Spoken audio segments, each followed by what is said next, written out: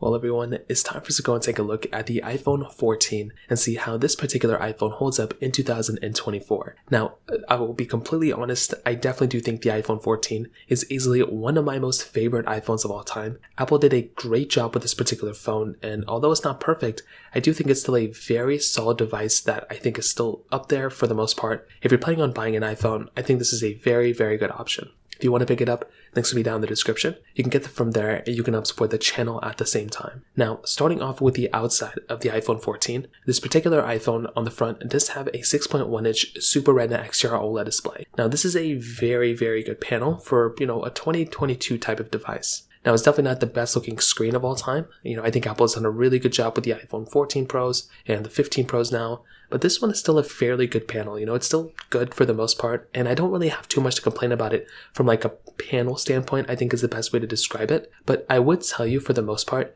that definitely phones like the iPhone 15s and 15 Pros have better panels. The 15s and 15 Pros get brighter, so that right there is a pretty big thing. But also with something like the iPhone 15, you are getting the dynamic island. So if you like it, then that's great. If you don't really care, then it doesn't really matter. But if that is something that you're into, well, then you may want to go for something like the iPhone 15s, which are giving you that dynamic island display and a brighter display at that. Now you're getting a lightning port at the bottom of this iPhone, and this group of iPhones were the last ones to have a lightning port. So if that's something that speaks mountains to you, then you may want to go for a different one. But it is kind of sad that lightning is kind of gone, but you still are getting it on some iPads and stuff. But with this particular iPhone, it is the last one to have a lightning port. So in a way, it is kind of feeling a little bit more outdated than maybe if you were to get this phone, maybe like a USB-C port, just being completely honest with you. Now moving on, with the iPhone 14 on the back side, you are getting that standard glass back. So it's a pretty good back, it still feels very good. And then again, they moved to frosted glass back on all the other iPhones now, but this one is still very, very good for the most part. And it still feels like a very expensive phone. When you're getting something like the iPhone, 14, you're still getting an iPhone that still feels and looks very good in the hand. It doesn't really feel that,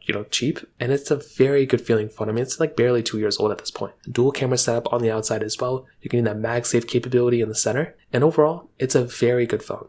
The only things you're kind of lacking when compared to other devices, like I mentioned before, basically you're missing out on things like the 120Hz ProMotion display, for the frosted glass back, dynamic island, those types of things, but I really don't think it's that big of a deal, and I genuinely do think that the average person is probably going to have a pretty good time with this type of device if you're getting a device like this in 2024. So, still gets a thumbs up for me, and I'm still a massive fan of the way this particular phone holds up from that perspective. So, from that side, that kind of covers it up there. Price-wise, like I mentioned, this phone is still being sold by Apple brand new, which is a very cool thing. Having an iPhone like this that Apple's still selling in the brand new market is actually very good because it's easily and readily available. However, it's still available in the used market as well and on Amazon, and those places are very cheap to go and buy these phones from, so it always makes sense to go in the used market a little bit more. And considering this is like a 2-year-old iPhone now almost, it might make a little bit more sense to go and purchase those devices in the used market rather than purchasing this type of device right now. So that's kind of just another small thing to kind of keep in mind there, but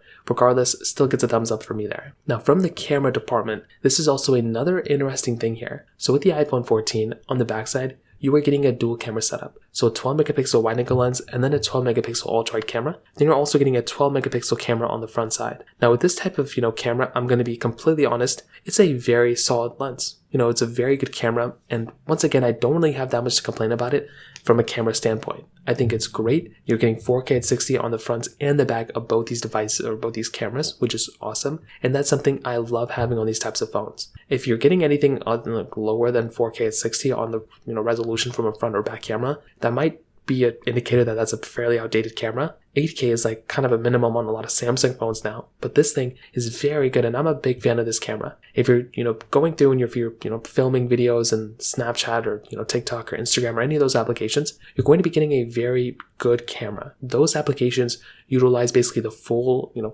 camera within our iPhones, so that's a very big advantage. When you're getting a phone like this, you're getting the maximum quality that you can from these types of devices from the cameras, which is a very big asset. So personally for me, when I look at the iPhone 14 camera, it definitely gets a thumbs up for me, and it definitely is one of its biggest advantages for sure. It's a very good camera for being like a 2-year-old phone. Even not a 2-year-old phone, it's still a very good camera. Now in terms of software, this is another pretty big advantage for this phone as well. With the iPhone 14, you are still getting software support for a long period of time. So this thing is still supported with software probably for the next several years. I mean, I don't think this thing's ending off anytime soon. And if you were probably looking for some sort of device, I mean, this camera is insane. It's this software longevity is going to be very good for this type of device. And that's exactly what I look for when I'm getting a phone. So if you're, again, in the market for a phone and you are wanting a device that's going to have some sort of, longevity within it, this is a no-brainer. This phone is probably going to be supported, I would probably say, until let's say, if it came in 2022, bare minimum, it's going to be supported until 2027. And I'd probably say it's going to be around 2028, 2029, when this phone is officially done getting software support and security updates. So that right there is another big thing to keep in mind there too. So it just kind of keeps getting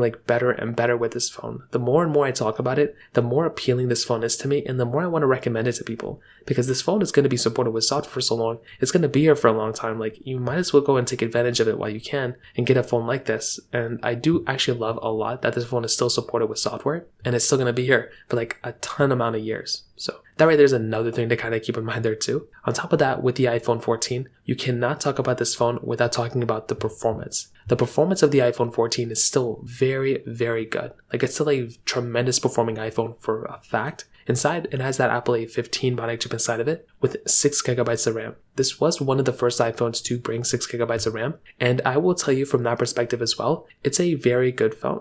It's a very good performing device. And that's another big thing. When you're getting a device like this, you're getting a device that is, a very good performing phone. So for basic things, if you're just doing random, application opening speeds and you're just doing random things like that across the board, you're going to be getting a very good phone. It's going to be a very, well-performing phone from that perspective. If you're going to take it up a notch, and if you're doing mid-tier performing stuff, if you're doing slight, video editing, maybe playing some games here and there, this is going to be perfectly fine as well. And even if you're going to the max extreme, if you're playing super intensive games, heavy intensive stuff, whatever, you're doing really big video editing, or you're doing some really big games or whatever, you're going to have a really good time with this device as well. This is a very good performing phone in a lot of different ways, including from that perspective. The only area where this phone maybe seems a little bit slower at is, honestly, this might seem a little weird, is because it doesn't have a promotion display. It just overall seems a little bit slower to me, where it's not really slower. It's just the display is refreshing at a lower rate. Other than that, I don't even think it's that big of a deal. And if you're not coming from a 120 Hz phone, you're probably not going to notice that big of a difference.